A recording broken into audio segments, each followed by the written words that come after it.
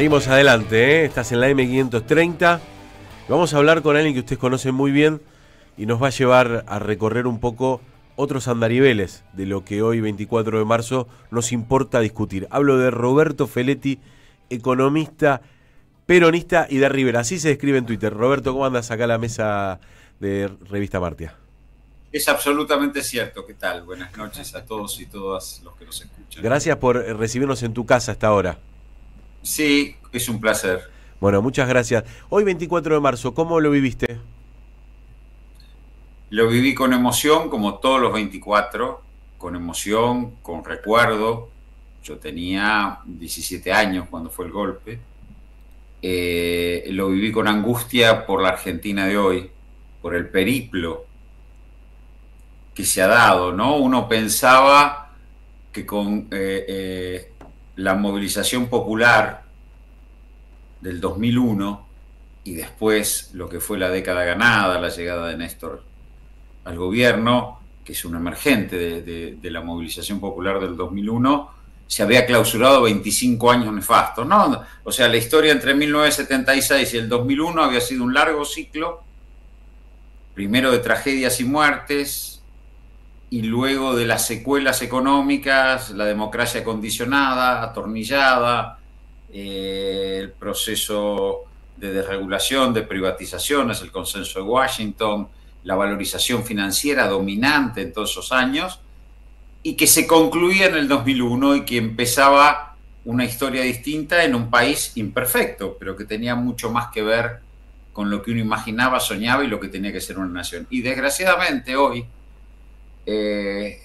piensa que estamos viviendo situaciones muy parecidas, inclusive en el plano político, con el sesgo autoritario, no, por supuesto no tan grave como aquel, pero en el plano económico de reestructuración y de rediseño económico de la Argentina, de un modo absolutamente subordinado para los sectores populares y de, bueno, alta concentración del ingreso. Entonces, lo viví hoy con emoción, con el compromiso de la lucha de nuestras madres a lo largo de toda esta historia, con el recuerdo, pero también lo viví con la angustia del momento que se vive. Uno no puede dejar de vincular el 24, por lo menos los que somos viejos, ¿no?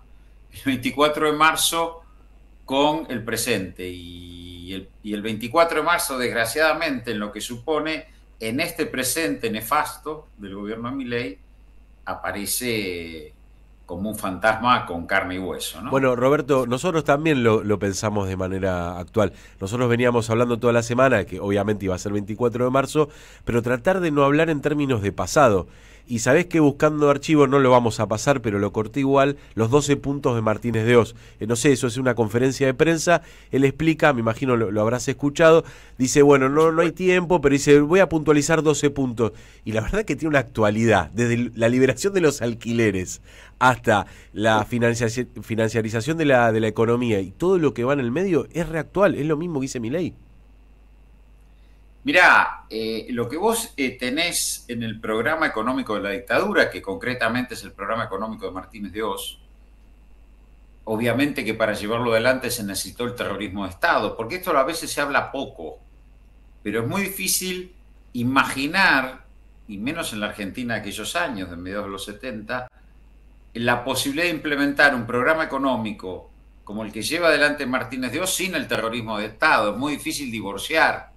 ¿Viste cuando decimos habitualmente, bueno, pero este programa va a cerrar con represión? Bueno, el programa económico de Martínez de Oz nunca pudo haber sido llevado adelante y de hecho asimismo encontró fuertes resistencias ya a partir del 79-80 y termina frenado en algún punto. Nunca pudo haber sido llevado adelante sin el terrorismo de Estado en el plano interno y sin la deuda externa o sin el endeudamiento público del Estado con el exterior en el plano externo. Digamos, vos tenés ahí dos cuestiones. La deuda, que sirve, por un lado, como yo decía la otra vez, miren, los dólares que ingresen del fondo se los van a llevar unos pocos y la deuda le va a quedar a todo el pueblo argentino.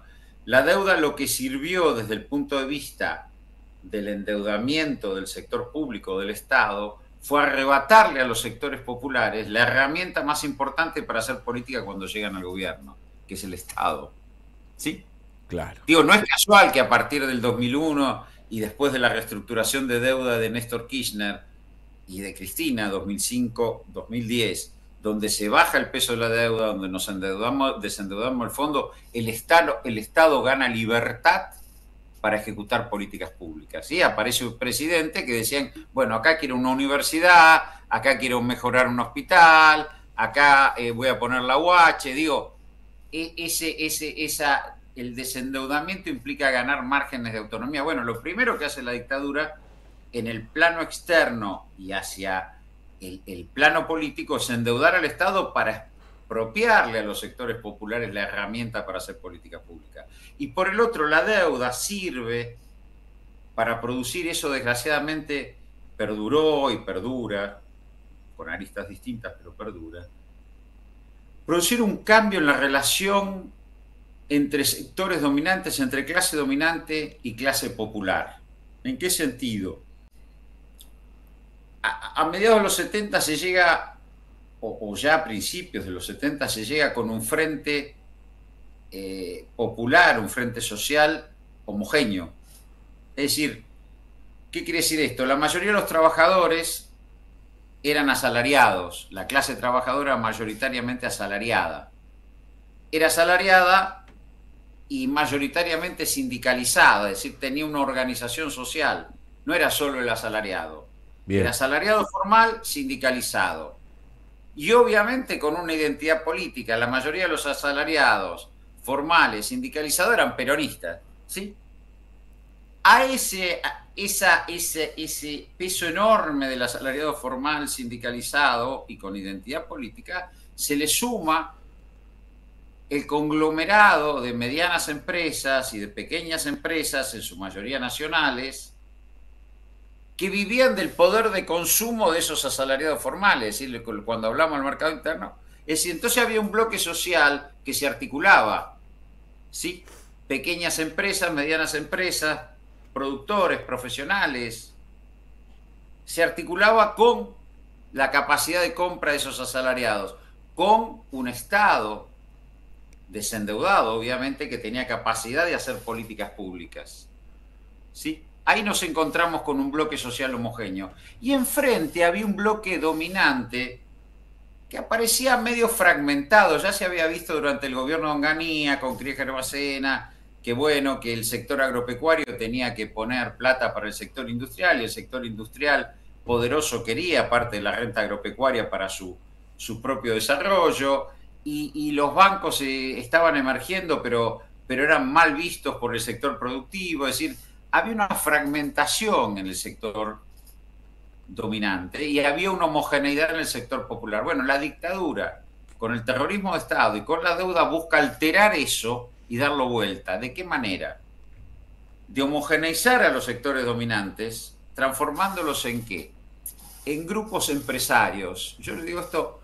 Lo que terminó siendo los capitanes de la industria después. Los capitanes de la industria. ¿Pero por qué grupos diversificados? Porque eran tipos que tenían una pata en el agro, una pata en la industria, una pata en las finanzas. Entonces iban cambiando y alterando, ¿sí?, su rentabilidad, de modo tal de depender menos del mercado interno e ir optimizando. Bueno, pongo un poco en el agro, un poco en la industria, pero también ¿qué llevaba a eso?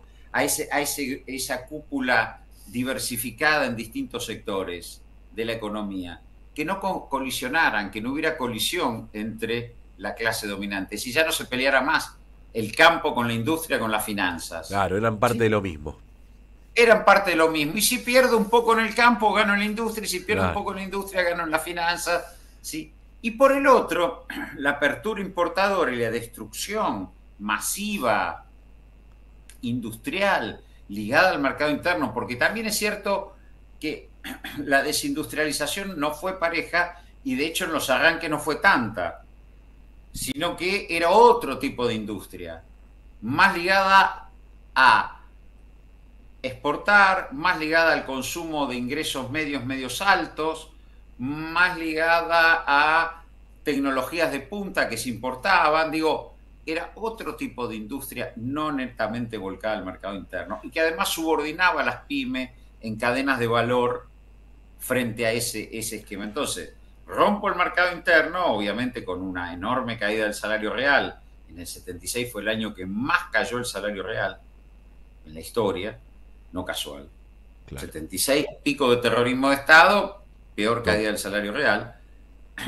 Y ahí se desarma ese bloque homogéneo, es decir, ya no tiene esa centralidad el asalariado formal sindicalizado, ya hay una cierta pérdida de identidad, porque también es cierto que el peronismo del 73-76 sufre tal confrontación interna que confunde, que deja dudas. Y por el otro, el sector industrial ligado al mercado interno queda roto, queda desarmado, fragmentado. Y por el otro, la herramienta que tienen los sectores populares cuando ganan una elección para hacer políticas públicas y para gobernar, que es el Estado, queda endeudado. Entonces, a la salida de la dictadura nos encontramos con un sector dominante, con una clase dominante integrada por conglomerados empresarios muy diversificados, transnacionalizados algunos, con capitales en el exterior porque se endeudaron, le pasaron la deuda al Estado y fugaron. Y por el otro, cuando llega un gobierno democrático, se encuentra con un Estado endeudado, quebrado, y con sectores sociales que antes actuaban en forma pesada, homogénea, fragmentados, en duda, inclusive sin proyecto político.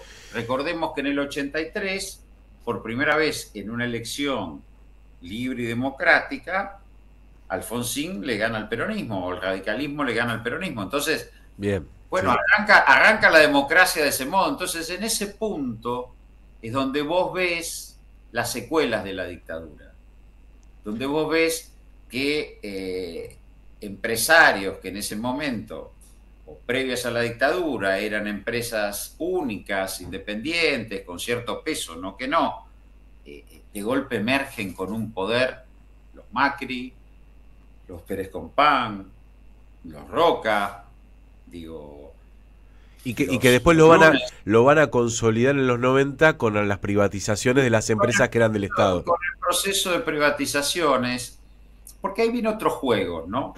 Digo que también hay que tener en cuenta, la dictadura se apoya en este proceso de reestructuración en grupos económicos nacionales más que extranjeros.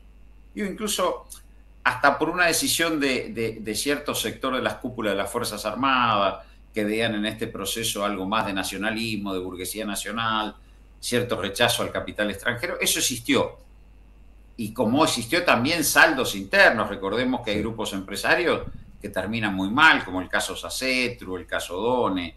Digo, no es que era para todos. No, claro. No. Chrysler. Driver, bueno, por eso.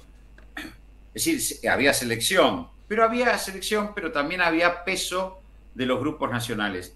En el proceso de apertura de regulación y privatizaciones, que es como que termina de concluir lo que Martínez de Oz no puede concluir, porque el pueblo también es cierto que resiste, que la movilización popular, que la apresurada y desordenada y terrible campaña en Malvinas responde a una necesidad interna de buscar legitimaciones en una dictadura que empieza a ser acorralada por la movilización popular.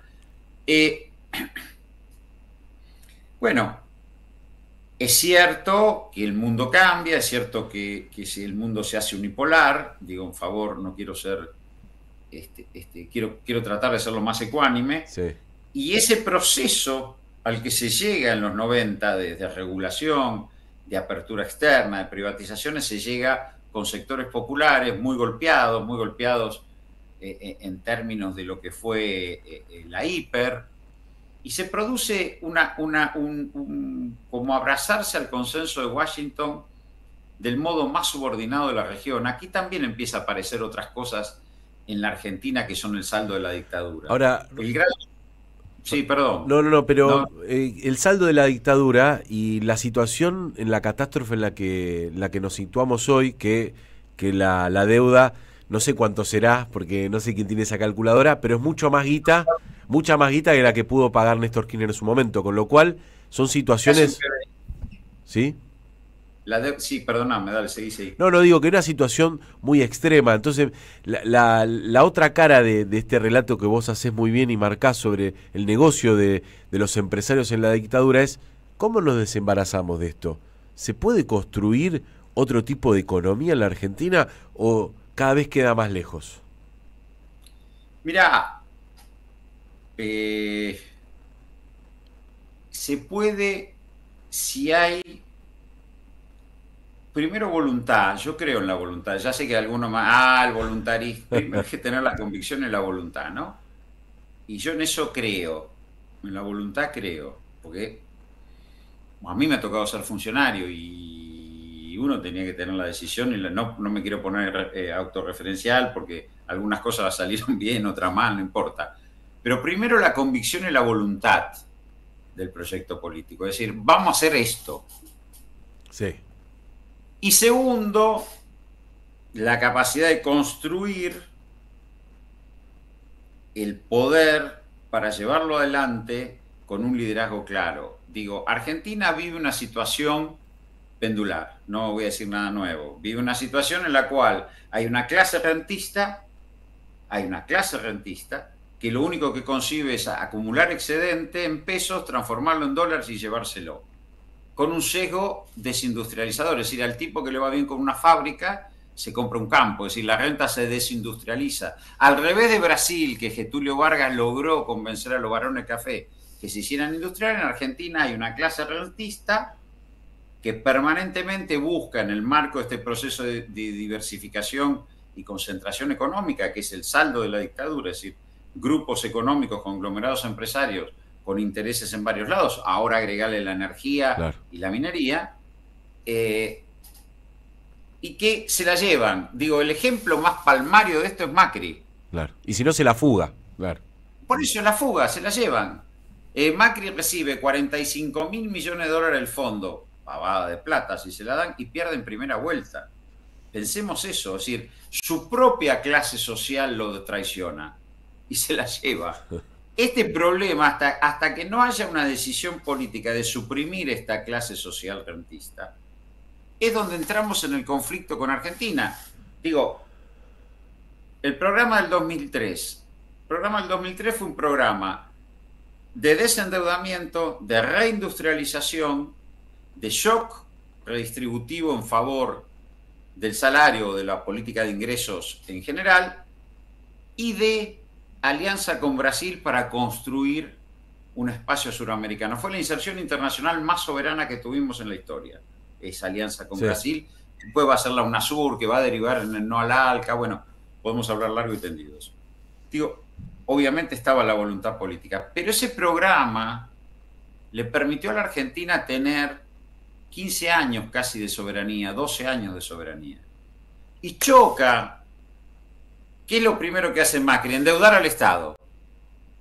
Sí, y ahí falla el sector popular, porque Bolsonaro fue tal vez tanto más brutal que Macri, pero no le hizo el daño a Brasil en términos estructurales que le hizo Macri cuando trae de vuelta el fondo y cuando vuelve a endeudar al Estado. Y no la paga. ¿Entendés? Ahí es donde digo que los... Recién hablamos... No la paga. No lo llamaron indagatoria siquiera. Recién hablamos con Pablo Yonton. Vuelve a ser ministro. Claro. Caputo es un tipo que le pagó a los fondos buitres 11.000 millones de dólares, no sabemos a quién le pagaron. ¿Sí? Y volvió a endeudar el país, volvió a tomar el dinero del fondo, se lo volvió a llevar y ahora va a hacer lo mismo. Y el Congreso le acaba de dar un cheque en blanco, con actores como Pichetto, sí, como Randazzo, como los gobernadores que le responden a Milei, como el bloque, parte del bloque radical. Digo, hay una dirigencia política muy miserable. Entonces, vos me preguntás, bueno, primero hay que tener la voluntad política. Y como se tuvo en el 2003, acá hay un programa, vamos a reindustrializar, vamos a construir un nuevo estado de bienestar, porque Néstor, cuando hace las moratorias, cuando Cristina pone la UH, está construyendo un programa de solidaridad social que no estaba para proteger gente.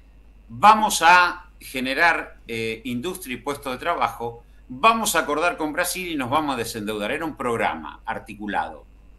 Y hubo voluntad política y bueno, y también se logró legitimarlo. Ahora digo, Hoy, si vos no te desprendés de una clase rentista parasitaria, que además tiene comprada una dirigencia política miserable, Y no tenés que... estamos complicados si no lo hacemos. Pero a ver, digo, yo, así como contamos de Brasil, vamos a hacer un rápido repaso. A ver, Estados Unidos, China, Rusia, grandes naciones hoy, ¿sí? Bueno, todos tuvieron un proceso político por el cual liquidaron una clase rentista que impedía la construcción de la nación y el aprovechamiento de los recursos de un modo orgánico. No se rentaba más en un momento determinado. Brasil también. Brasil logró construir casi 100 años de política industrial sobre la base de acuerdos. Tales fueron esos acuerdos que permitieron a principios de este siglo que un obrero metalúrgico con un dedo mocho llegara a ser presidente. Fíjate el nivel de acuerdos que se llegaron. Y después, cuando vieron que Bolsonaro amenazaba con desestructurar el país, esos mismos sectores que lo habían mandado a la cárcel a Lula, lo sacan y insisten para que sea presidente. Digo, Queda clarísimo. en Francia lo mismo. En Francia se construyó, después de la Revolución Francesa, un país de pequeños propietarios y no se retrocedió. No se retrocedió. Hay, No quiero decir... hay algo en la base que hay que transformar. En el péndulo. Sí. Hay que cortar con ese péndulo. Roberto, muchas gracias por la verdad, por esta clase magistral que nos diste. No, es central. Por favor, Tenemos vos le preguntas a un economista, che, ¿cómo resolvés esto? Y te dice, mira, es una cuestión política, quedó clarísimo. Me parece que esa es la síntesis. La economía es una ciencia política. Si querés, yo te hago una derivada para poder llegar a un cálculo de función de producción. Pero eso es cierto y hay que hacerlo, pero es una ciencia política. Un abrazo enorme. Muchas gracias, Roberto. Abrazo. Chau. Era Roberto Feletti, un economista, un apasionado de lo que hace, y quedó muy claro, che, hay un problema institucional en la Argentina, si no, la memoria no cuaja.